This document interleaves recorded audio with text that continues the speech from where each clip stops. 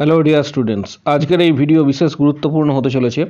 ANM GNM counselling সংক্রান্ত details তথ্য এই ভিডিওর মাধ্যমে তোমরা পাবে। ভিডিওটা তাই শেষ পর্যন্ত প্রত্যেকে দেখো। চ্যানেলে নতুন যদি ভিজিট করে থাকো প্রত্যেকে চ্যানেলটি সাবস্ক্রাইব করো। কাউন্সেলিং সংক্রান্ত যাবতীয় তথ্য তোমরা এই চ্যানেলে কিন্তু পেয়ে যাবে। প্রথমে সিট ম্যাট্রিক্সের কথায় আসছি।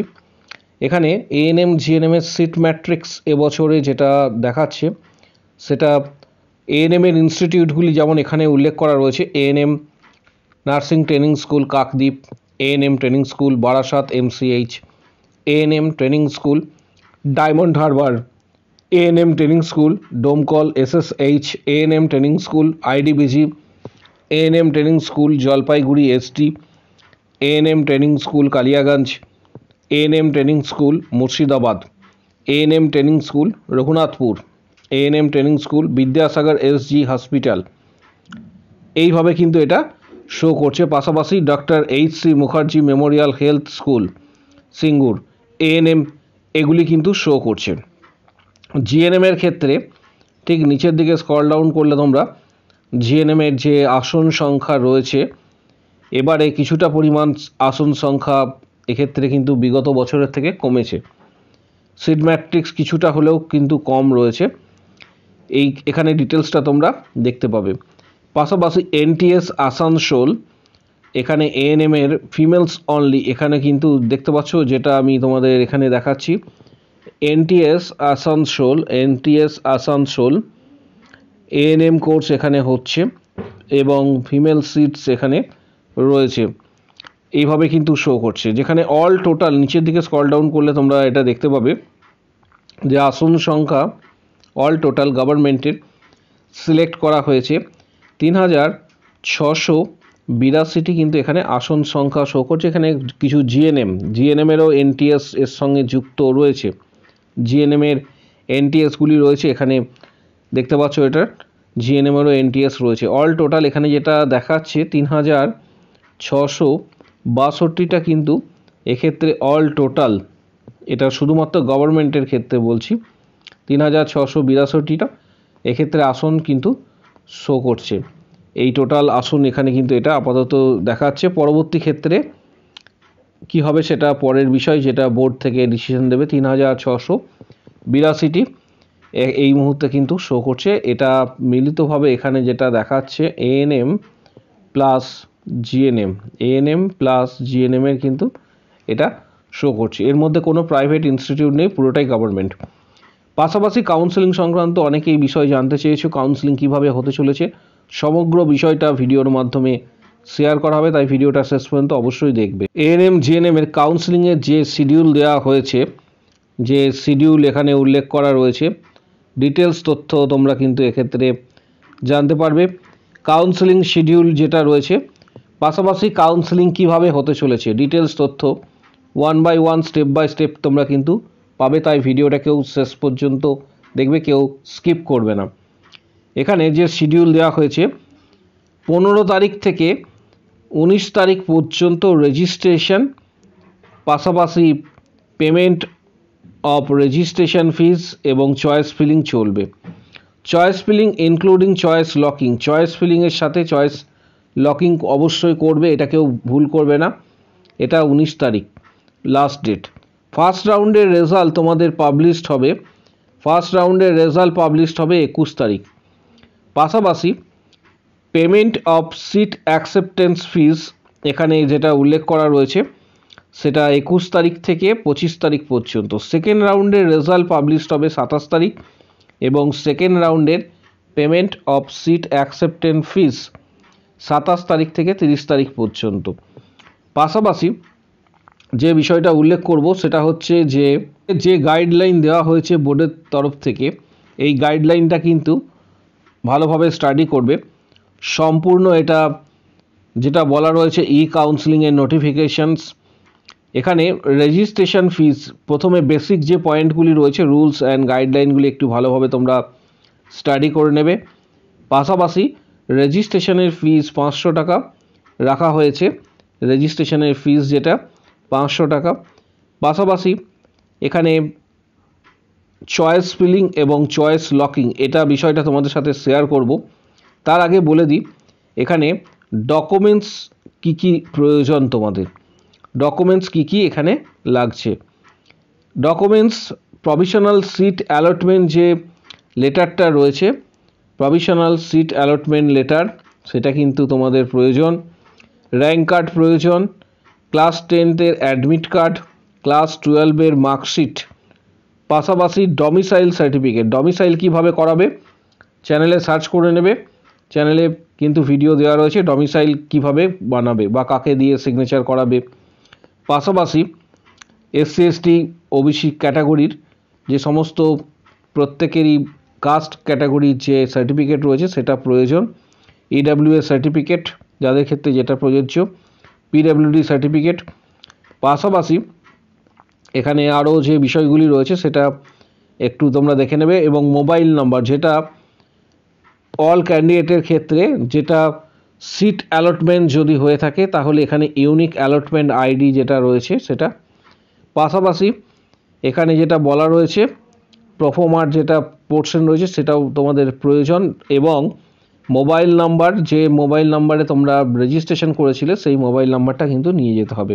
এটাই কিন্তু ডকুমেন্ট ভেরিফিকেশন। এবার যেটা তোমাদের সাথে শেয়ার করব সেটা হচ্ছে সিট অ্যালটমেন্টের পর পাশাপাশি চয়েস ফিলিং। অনেকে চয়েস ফিলিং যে বিষয়টা রয়েছে সেটা নিয়ে কনফিউজ রয়েছে।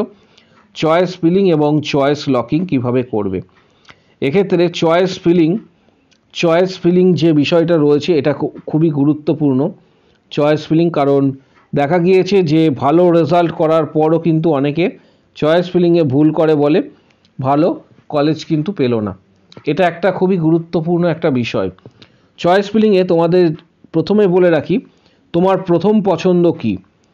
তোমার প্রথম পছন্দ চয়েস ফিলিংয়ে যদি এএনএম হয়ে থাকে তাহলে এএনএমের সমস্ত ইনস্টিটিউট যেগুলি রয়েছে সেগুলিকে 1, 2, 3, 4, 5, 6, 7, 8 এইভাবে এএনএমের সমস্ত ইনস্টিটিউট সাজালে, সমস্ত ইনস্টিটিউট এএনএমের যে এনটিএসগুলি রয়েছে, তারপর কি করবে জিএনএমের যে ইনস্টিটিউটগুলি রয়েছে এনটিএসগুলি সেগুলিকে কিন্তু পরপর সাজাবে। যাদের এএনএম প্রথম পছন্দ হবে তাদের ক্ষেত্রে বলছি এটা। এবার যাদের প্রথম পছন্দ জিএনএম এনটিএস, জিএনএম করবে যারা ভাবছো তারা সেম 1, 2, 3, 4, 5, 6, 7 করে জিএনএমের এনটিএসগুলি সাজিয়ে দিলে, পরের দিকে এএনএমের এনটিএসগুলি দিলে, এইভাবে চয়েস ফিলিং করতে হবে। এর সাথে বেসরকারি কিছু কলেজ তোমরা লিস্টে শেষের দিকে রাখলেও রাখতে পারো। এটা চয়েস ফিলিং হয়ে যাওয়ার পর চয়েস লকিং অবশ্যই করতে হবে। চয়েসটা লক করতে হবে, এটাও খেয়াল রাখবে, তার ডেট কিন্তু দেওয়া রয়েছে, আমি একটু আগে আলোচনা করে দিলাম। এর পাশাপাশি তোমাদের ধরো আপগ্রেডেশন ইয়েস নো, এটা পরের দিকে ফর্ম ফিল আপ করতে হবে। আপগ্রেডেশন ইয়েস এবং নো, আপগ্রেডেশন ইয়েস কারা করবে এবং আপগ্রেডেশন নো কারা করবে এখানে সেটা উল্লেখ করা রয়েছে ঠিক নিচে একটু স্ক্রল ডাউন করলে। এটাও কিন্তু গুরুত্বপূর্ণ একটা পয়েন্ট, আপগ্রেডেশন ইয়েস এবং নো। এখানে দেখতে পাচ্ছ এই পোর্শনটা একটু স্টাডি করে নেবে। আপগ্রেডেশন ইয়েস নো যে পোর্শনটি রয়েছে এটা কাদের জন্য। আপগ্রেডেশন ইয়েস নো মূলত ধরো তুমি এনটিএসগুলি যেভাবে সাজিয়েছিলে 1, 2, 3, 4, 1, 2, 3, 4, 5 এইভাবে এনটিএসগুলি সাজিয়েছিলে। এখানে দেখা গেল ফার্স্ট রাউন্ডের রেজাল্ট পাবলিশের পর তোমার প্রথম পছন্দের যে এনটিএসগুলি রয়েছে সেটা তুমি পেলে না, 5 নম্বর পেলে, 5 নম্বরের এনটিএস যেটা সাজিয়েছিলে সেই এনটিএসটা তুমি পেলে। এক্ষেত্রে তখন আপগ্রেডেশন ইয়েস অর্থাৎ এই প্রথম 4টির জন্য এইটা যেহেতু তুমি পাওনি এর জন্য আপগ্রেডেশন ইয়েসের ফর্মটা কিন্তু তোমাকে ফিল আপ করতে হবে। এটা সংশ্লিষ্ট এনটিএসে যেখানে ভেরিফিকেশন হবে সেই এনটিএসে তোমাকে গিয়ে দিয়ে আসতে হবে, সেখানে আপগ্রেডেশন ইয়েস ফর্মটা, এর মধ্যে আপগ্রেডেশন ইয়েস সেখানে সাবমিট করতে হবে। এবার ধরো এক্ষেত্রে প্রথম পছন্দের যে এনটিএস রয়েছে সেটাই তুমি পেয়ে গেলে 1 নম্বর এনটিএসটা, তাহলে আপগ্রেডেশন নো ফর্মটা সাবমিট করবে। এইভাবে কাউন্সেলিং প্রক্রিয়া চলবে। ডিটেলস আরও পরের দিকে ভিডিও আসবে, কোনো চিন্তার বিষয় নেই, গাইড পুরোপুরি পেয়ে যাবে।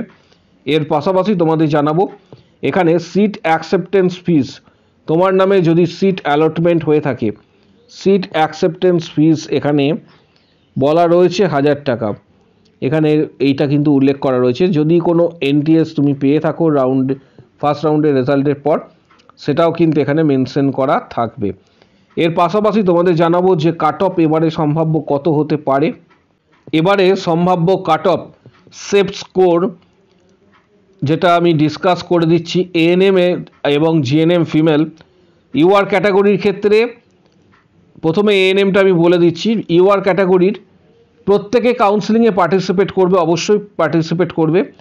জেনারেল ক্যাটাগরি 82 থেকে 84, OBC A category 79, OBC B category 83, ST category 73, ST category 58, পাশাপাশি EWS category 71 to 72, civil defence 71। এর মধ্যে যারা মার্কস পাচ্ছ তাদের একটা আশা রয়েছে লাস্ট রাউন্ড পর্যন্ত গভর্নমেন্ট কলেজ একটা সুযোগ থাকতে পারে রাউন্ড 2 অবধি।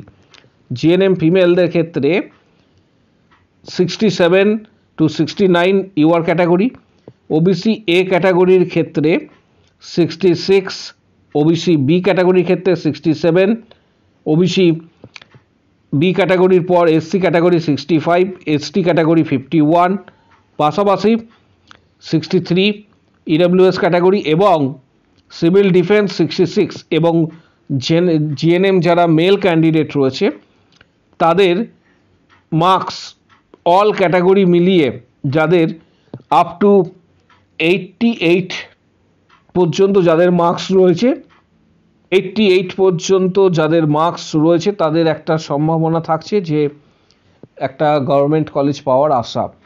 এবং এটা মূলত 80 থেকে 82, এই মার্কসটা যেটা বলছি সেটা 80 to 88-এর মধ্যে যাদের মার্কস থাকবে তাদের একটা সুযোগ থাকবে। ভিডিওটা প্রচুর শেয়ার করো। কাউন্সেলিং সংক্রান্ত যে কোনো তথ্য জন্য তোমরা কমেন্ট বক্স সেকশানে কমেন্টস করতে পারো। পাশাপাশি তোমাদের মধ্যে অনেকের র্যাঙ্ক খুব একটা যাদের ভালো হয়নি, যারা কলকাতার মধ্যে বেসরকারি কলেজে স্টাডি করতে চাইছো এবং কম খরচের মধ্যে যারা মূলত এক্ষেত্রে বিএসসি নার্সিং এবং জিএনএম যারা করতে চাইছো, অনলি ফিমেল ক্যান্ডিডেটরা কলকাতার মধ্যে কম খরচে প্রাইভেট কলেজে যারা অ্যাডমিশনস নিতে চাইছো কম খরচের মধ্যে, ডিটেলস তথ্যের জন্য এই নাম্বারে হোয়াটসঅ্যাপ করবে। নাম্বারটা হচ্ছে 7384298457। অনলি হোয়াটসঅ্যাপ করবে, কেউ কল করবে না, কল করলে কেটে দেওয়া হবে। অনলি হোয়াটসঅ্যাপ করবে, সেখানে লিখবে যে ফিমেল ক্যান্ডিডেটদের জন্য, এটা বললাম ফিমেল ক্যান্ডিডেটদের জন্য কম খরচে জিএনএম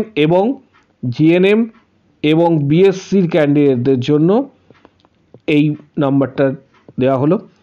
এখানে হোয়াটসঅ্যাপ করবে যাদের প্রয়োজন কম খরচের মধ্যে কলকাতার, এক্ষেত্রে ভালো প্রাইভেট কলেজ তোমরা কিন্তু গাইডেন্স পেয়ে যাবে। ভিডিওটি প্রচুর শেয়ার করো, চ্যানেলটি সাবস্ক্রাইব করো। কারো যদি কোনো কোশ্চেন বা কোয়ারি থাকে কমেন্ট বক্স সেকশনে অবশ্যই জানাও।